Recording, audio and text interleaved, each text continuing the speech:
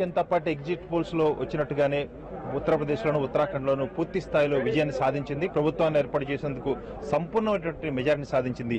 అయితే బీజేపీకి ఈ అనుకూలించినటువంటి అంశాలు, అదేవిధంగా ఇతర రాష్ట్రాల్లో ఓటమి గల కారణాలేంటో ప్రధాన కార్యదర్శి మురళీధరన్ అడిగి తెలుసుకుందాం. సార్, ఉత్తరప్రదేశ్లో భారీ మెజారిటీతో అంటే బీజేపీ నాయకులు ముందుగానే అంచనా వేశారు, కానీ ఎగ్జిట్ పోల్స్ లో కూడా బీజేపీకి అనుకూలంగా ఉంది, కానీ కొన్ని చోట్ల మాత్రం అంత ఫ్రాక్చర్డ్ వస్తుందనే అనుమానం వ్యక్తం. కానీ మోడీకి పూర్తి స్థాయిలో ప్రజలు మద్దతు ఇచ్చినట్టుగా ఈ ఎన్నికల ద్వారా అనుకోవడానికి అవకాశం ఉందా? ఈ ఎన్నికలు ఏవైతే జరిగాయో ఇందులో మొత్తం అందరూ ఓటర్లు వాళ్ళ అభిప్రాయం, వాళ్ళ తీర్మానం, తీర్పు ఇవన్నీ కనుక గమనిస్తే నరేంద్ర మోదీ గారి పట్ల, వారి నాయకత్వం పట్ల అచంచల విశ్వాసం, కేంద్ర ప్రభుత్వం బీద బడుగు వర్గాల కోసం చేస్తున్నటువంటి పని, సుపరిపాలన, అదేవిధంగా అభివృద్ధి ఎజెండా. ఎందుకంటే ఎన్నికల్లో ముఖ్యమైనటువంటి ఎజెండా ప్రభుత్వం పనితీరు, నరేంద్ర మోదీ గారి కేంద్ర ప్రభుత్వం ఇవి నడిచాయి. పార్టీ యొక్క విస్తృత కార్యకర్తలు, వాళ్ళ యొక్క అనుశాసనం, డిసిప్లిన్, అదేవిధంగా వాళ్ళ యొక్క పని, కష్టపడి చేసేటువంటి పని, ఇవన్నీ కూడా ఒకవైపు భారతీయ జనతా పార్టీకి పనిచేస్తుంటే వాళ్ళ గెలుపుకు కారణమైతే, రెండో వైపు మీరు గమనిస్తే ప్రతిపక్షాలు ఒక రకమైనటువంటి వ్యతిరేక పద్ధతుల్లో కేవలం ప్రభుత్వం, నరేంద్ర మోదీ గారు వారిని వ్యతిరేకించడమే లక్ష్యంగా ఒక నెగటివ్ ఎజెండాతో ఏదైతే గత 3 సంవత్సరాలుగా పార్లమెంట్ బయట పనిచేయడం జరుగుతుందో దాని వైపు ప్రజల యొక్క సమగ్రమైనటువంటి తీర్పు.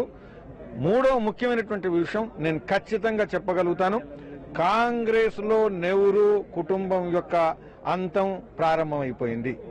ఇక కాంగ్రెస్ యొక్క తిరిగి ఏదైతే పునర్జీవితం ఏదైతుందో అది నెహ్రూ కుటుంబం లేదా రాహుల్ గాంధీ నాయకత్వంలో సాధ్యం కాదు అనేటువంటిది.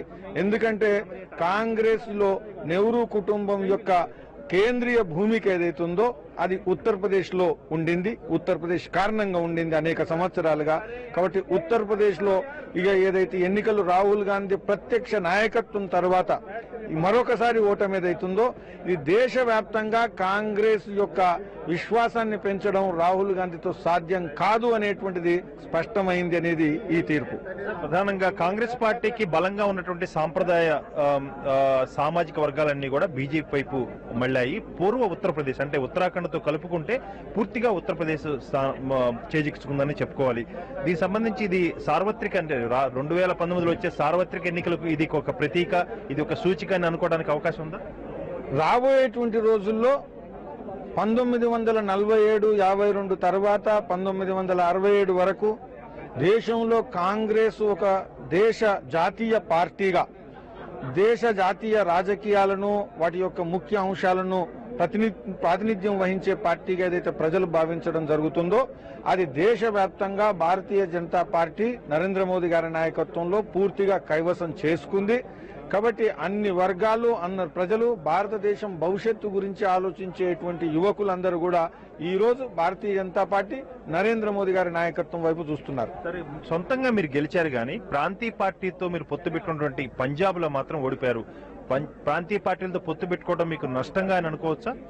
ఎందుకంటే శిరోమణి అకాలీ దళ్ పూర్తి స్థాయిలో ప్రజల వ్యతిరేకతను ఎదుర్కొన్నారు. పార్టీలతో కలిసి ప్రభుత్వాలు అనేక సంవత్సరాలు పనిచేసినప్పుడు వాస్తవంగా పంజాబ్ లో ఒకసారి ఒక పార్టీ, ఇంకొక పార్టీ గెలిచేటువంటి పరంపర ఉండింది. పోయినసారి దాన్ని మేము ఓడించి గెలవడం జరిగింది. ఈ ఏదైతుందో యాంటీ ఇన్కంబెన్సీ ఎందుకు ఉంది, ఎలా ఉంది, దీని విషయంలో ఏంది అనేది సమీక్ష చేయాల్సిన అవసరం ఉంది.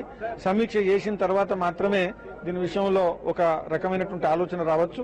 కానీ ప్రాంతీయ పార్టీలకు దేశ ప్రజలు వ్యతిరేకమైనలు అనేటువంటి కంక్లూజన్ ఏదైతుందో అది పంజాబ్ ద్వారా తీసుకురావడం కష్టం. అంటే వచ్చే సార్వత్రిక ఎన్నికలకు బీజేపీ అఖండ విజయం ఇదే హవా కొనసాగిస్తుంది. ఖచ్చితంగా దేశవ్యాప్తంగా భారతీయ జనతా పార్టీ ఒక విజయం వైపు ఏదైతుందో ప్రజల విశ్వాసాన్ని తీసుకుని ముందుకెళ్తున్నది చాలా స్పష్టం. మొత్తానికి బీజేపీ హవా కొనసాగుతుందని, వచ్చే సార్వత్రిక ఎన్నికల్లో కూడా బీజేపీ ఒక అత్యంత ఆమోదకమైనటువంటి జాతీయ పార్టీగా వెలుగుతుందనే విషయంలో ఎలాంటి సందేహం లేదని మురళీధరరావు చెప్తున్నారు. ప్రసాద్, ఎన్టీవీ, న్యూఢిల్లీ.